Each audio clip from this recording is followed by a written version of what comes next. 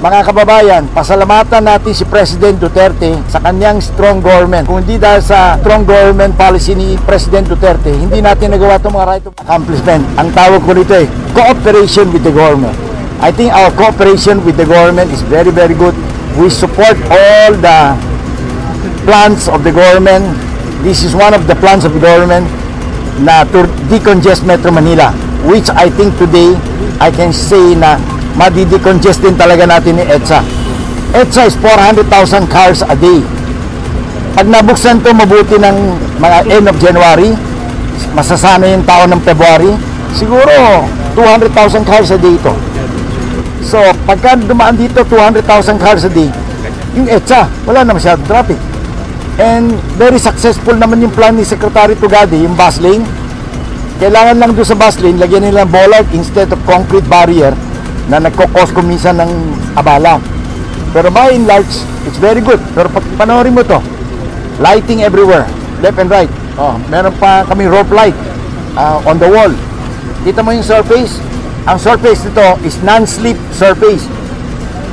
Hindi ordinary asphalt to na madulas. Ito, kahit umulan, walang langis lumalabas kasi naka non-slip surface to. So, kung mapapansin mo, pinag-isipan talaga ito at ginawa ng maayos. Para sa mga kababayan natin, be patient and we are here to build more. Next, we will decongest Bikutan, Sukat, northbound and southbound.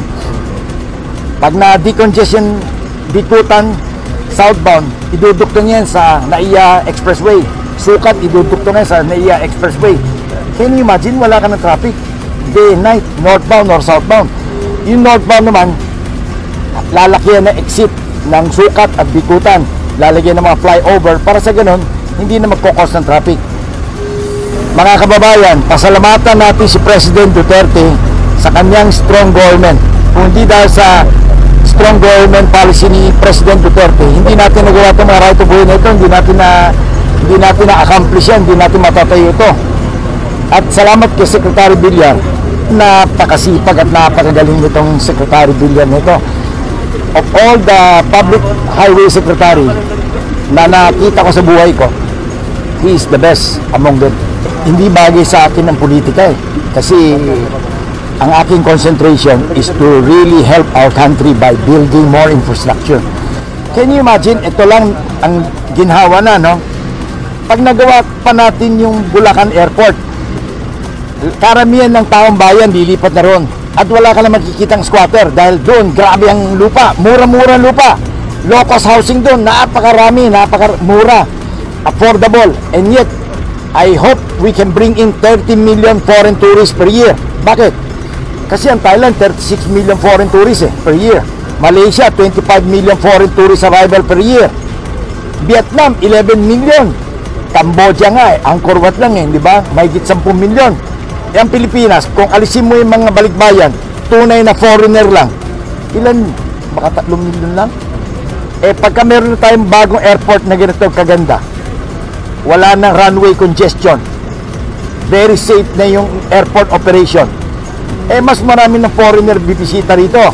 Kasi right now, pag bisita ng foreigner rito, takot na takot sila Pagbaba nila ng airport, ano ba nakikita nila? Ang liliit ang kalye, iskinita itsura. So they're worried. Pero pag meron tayong bagong airport na international, ganda ng karsada, malawak lahat, mas marami nang pupuntang foreign tourists. At pag mas marami ng foreign tourists pumunta rito, uunlat ang bayan natin. Bakit ba maunlat ang France, Spain, Italy? Dahil sa tourist. Bakit may unlat ng Bangkok, Thailand? Bakit napaka maunlat ng Thailand, Malaysia, Indonesia? Dahil sa foreign tourists. They bring in lots of money, bring in investment. So I hope tayo sa susunod, yun ang ating magagawa at ma-accomplish para sa bayan natin. About politics, I will run for barangay captain when I'm 85 years old. Salamat po. Okay. Hey, last up sir, yung sa groundbreaking ng San Miguel International Airport, may plans na actually, na-award na yung mga project. Ang kailangan na lang official groundbreaking ng picture with the president that we are trying to arrange kung kailan kailan magiging tugma ang schedule ng mahal ng Pangulo. Siguro itong January, pwede na ito. Okay. Pero umpisa na yung trabaho. Okay. Salamat.